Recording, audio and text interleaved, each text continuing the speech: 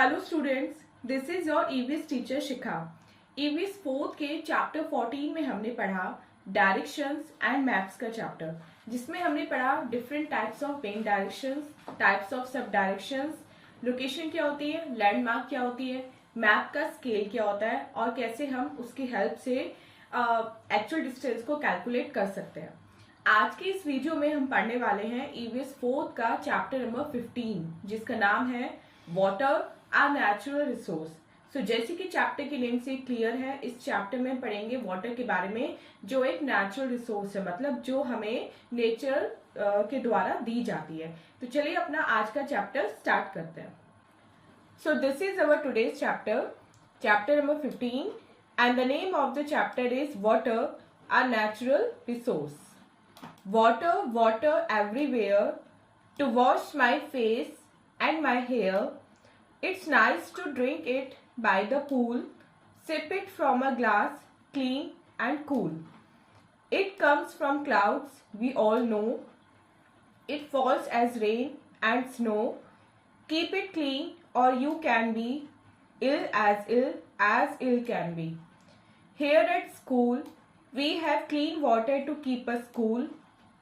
Can we do the same for other water bodies and pool? So basically this is a poem about the importance of water. इन कुछ line से हमें ये पता चलता है कि पानी की हमारी लाइफ में क्या इम्पोर्टेंस है और कैसे बहुत जरूरी है कि हम ना सिर्फ अपने घर का बल्कि जो आसपास की वाटर बॉडीज है उसके पानी को भी नीट एंड क्लीन रखें। All living things need water for survival. 70% of the earth's surface is covered with water. It is present in rivers, lakes, seas, oceans, air and even under the ground. जितने भी living things होती हैं सबको survival के लिए, यानी कि जिंदा रहने के लिए किसकी नीड होती है? वाटर की नीड होती है। हमारी अर्थ का 70% सरफेस वाटर से कवर्ड है और ये वाटर हमें कहाँ मिलता है? ये हमें मिलता है रिवर्स में, लेक्स में, सीज में, ओशियंस में, एयर में and even under the ground, धरती के नीचे भी हमें ये मिलता है। First heading is sources of water. अब ये तो हमें पता चल गया कि वाटर हमें कहाँ कहाँ मिलता है अर्थ पे, लेकिन ये वाटर एग्जैक्टली आता कहाँ से है? Rain is the main source of water on earth. Water gets evaporated from the water bodies like rivers and oceans and forms water vapors. These vapors collect to form clouds. When the clouds become heavy with the vapors, they fall down as rain. It again reaches the water bodies. Precipitation is falling of water on the earth in the form of rain, hail, snow, sleet और mist.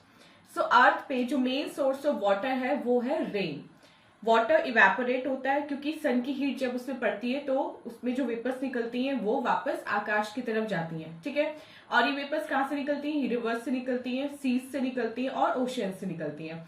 अब ये water vapours ऊपर जाके clouds यानी कि बादल बना लेती हैं। जब वाटर वेपर क्लाउड्स में इतनी ज्यादा भर जाती है कि क्लाउड का जो वेट है वो काफी ज्यादा बढ़ जाता है, तो वो क्लाउड क्या होता है? वो क्लाउड फट जाता है, बर्स्ट हो जाता है और तभी हमें रेन मिलती है। तो इसी तरह वापस वो रेन अर्थ पे आ जाती है। अर्थ से वो सन की हीट से वापस वो वाटर जो है वो इवेपोरेट होता है, इवेपोरेट होके वो फिर क्लाउड बनता है, क्लाउड वापस हमें रेन दे देता है। तो ये वाटर साइकिल है जो कॉन्टिन्यूस रहती है नेचर में।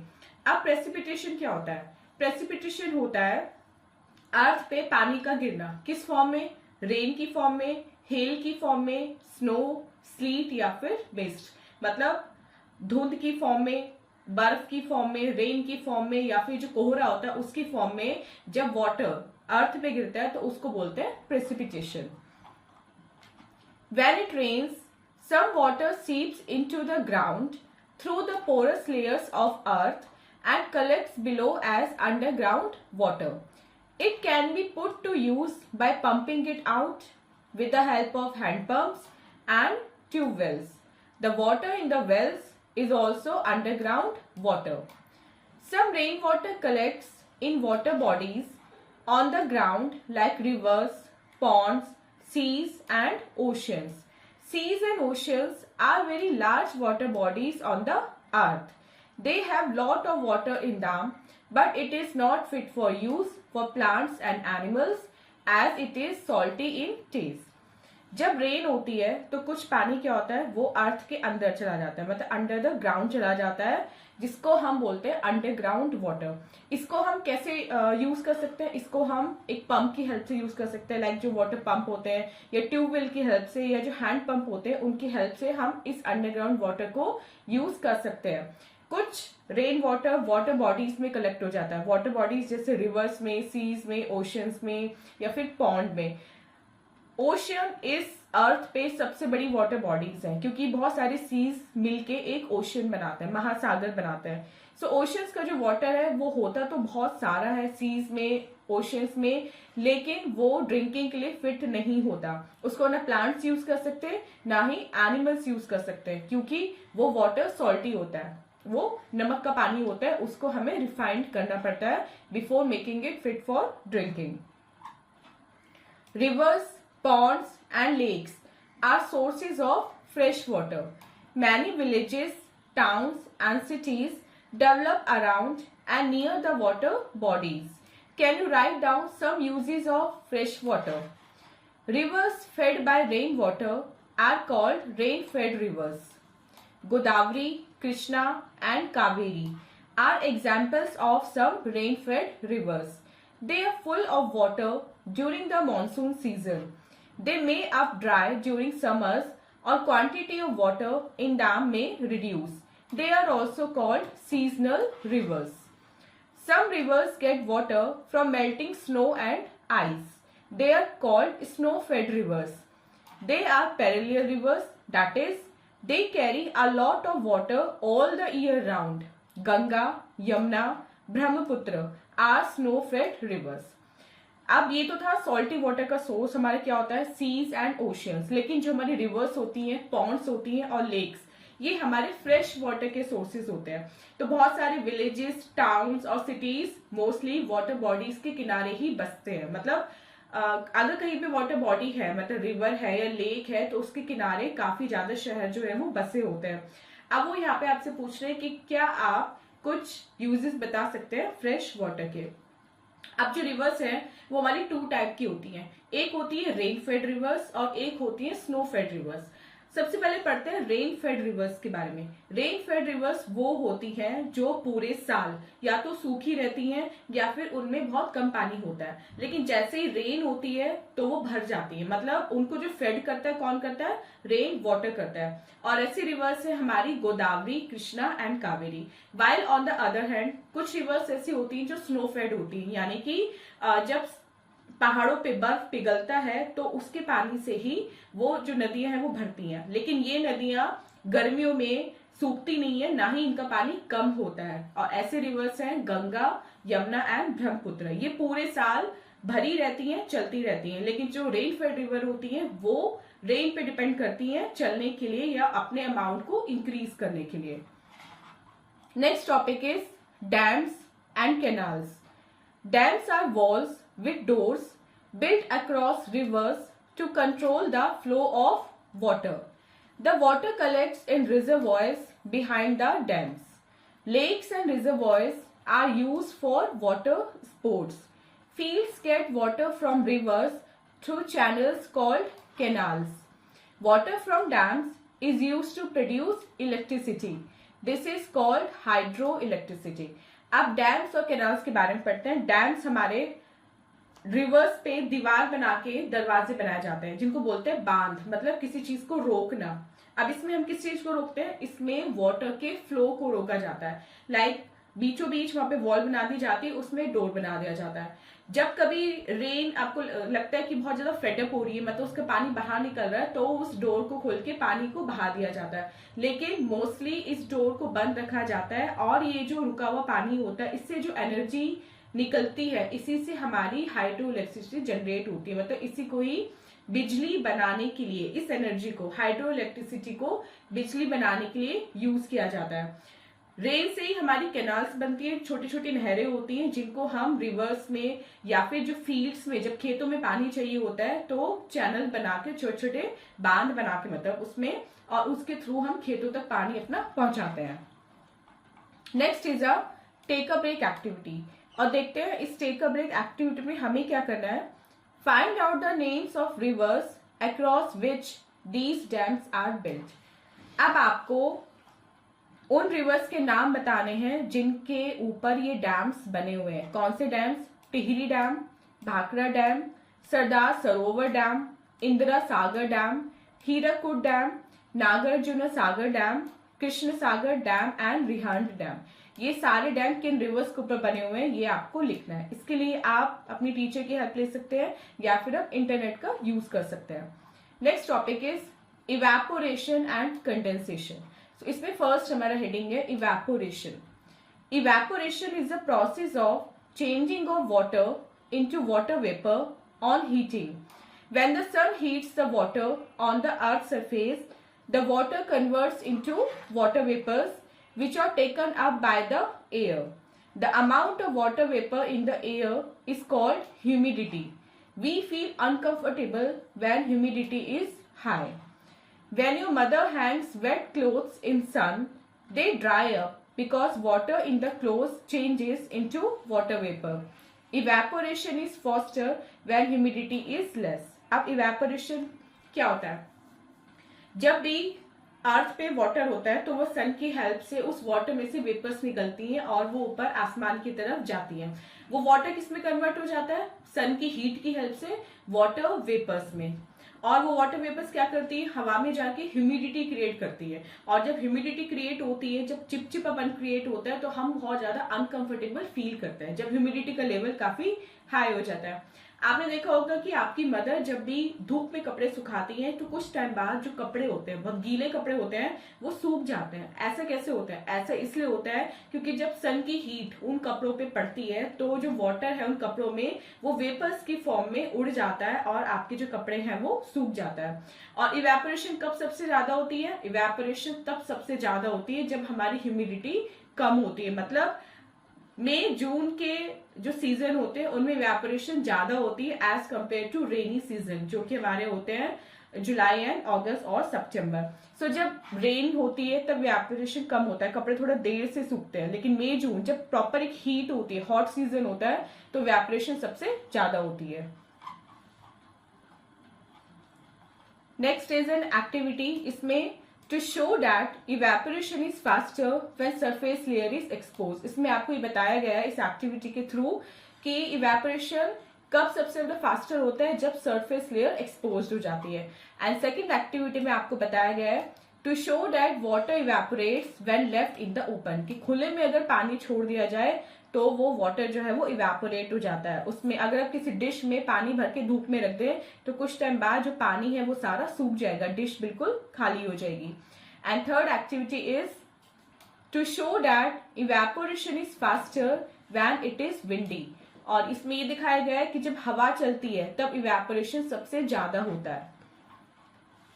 So we can say that the factors affecting evaporation are exposed surface area, wind speed, temperature and humidity। In activities को देख के हम ये कह सकते हैं कि इवेपोरेशन मतलब वो फैक्टर्स जो इवेपोरेशन को इफेक्ट करते हैं वो कौन कौन से होते हैं?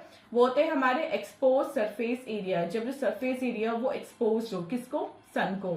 विंड की स्पीड पे डिपेंड करता है इवेपोरेशन, ह्यूमिडिटी पे डिपेंड करता है एंड हमारा टेम्परेचर पे डिपेंड करता है।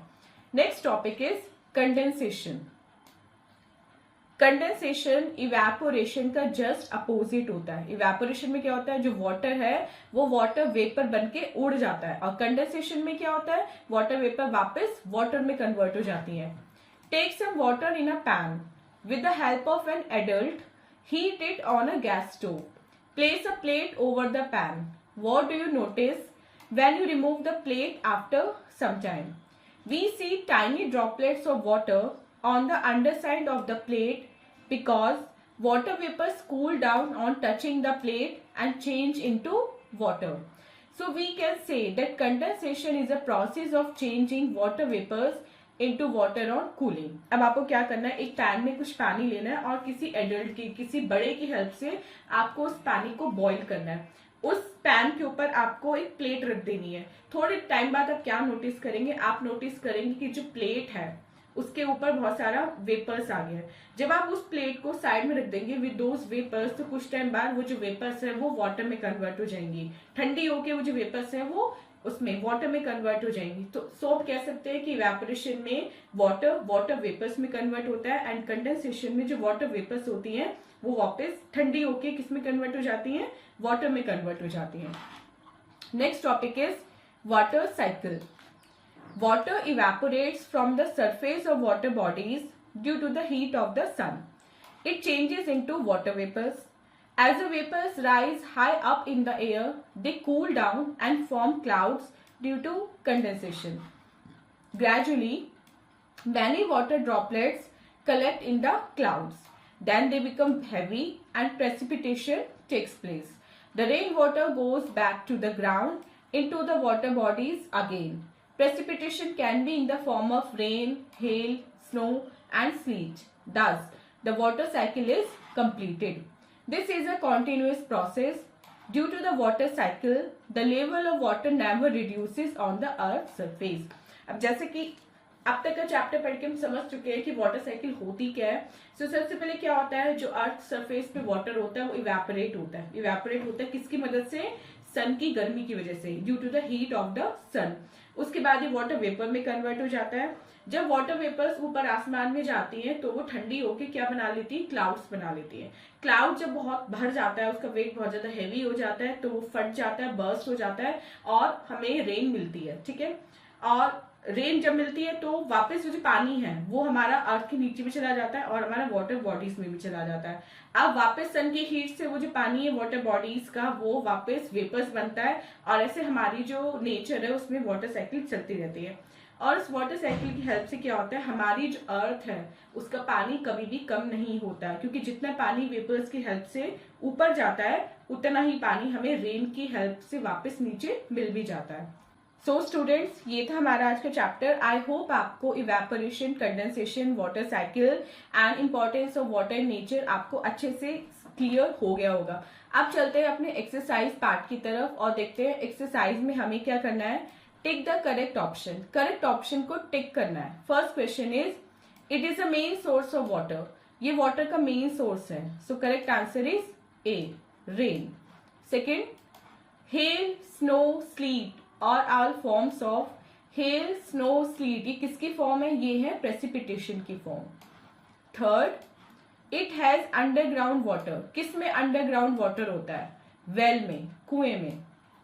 Fourth, fields get water from reverse through these. Fields को रिवर से पानी किसके थ्रू मिलता है, कैनाल्स की हेल्प से, नहरों की हेल्प से। And fifth, it is not a seasonal river. ये सीजनल रिवर नहीं है। कौन सी, Sutlej. Next is give reasons. यहाँ पे आपको रीजंस देने हैं इन चीजों के। First, clothes dry faster on a windy day. किसी हवा चलती है किसी दिन तो कपड़े बहुत जल्दी सूखते हैं। इसका क्या रीजन है, इसका रीजन यही है कि जो इवेपोरेशन होता है वो विंडी डे सबसे ज्यादा फास्टर होता है। Second, the water left open under the sun evaporates very fast. इसका रीजन ये है कि जब हम वाटर को डायरेक्ट सन की हीट में रखते हैं तो सन की हीट से जो वाटर है वो वाटर वेपर्स बन जाता है काफी स्पीडली, और उसकी मदद से इवेपोरेशन बहुत जल्दी होता है। We see tiny drops of water on the glass surface having ice in it. जब भी हम किसी वाटर में आइस रखते हैं, बर्फ डालते हैं, तो हम देखते हैं कि वाटर के बाहर की तरफ हमें छोटी छोटी बूंदे दिखाई देते हैं। इसका रीजन क्या है, इसका रीजन ये है कि जो वाटर वेपर्स है वो ठंडी होके किस में कन्वर्ट होती है, वाटर में कन्वर्ट होती है। और ये प्रोसेस हमारा कौन सा होता है, ये हमारा होता है कंडेंसेशन का प्रोसेस।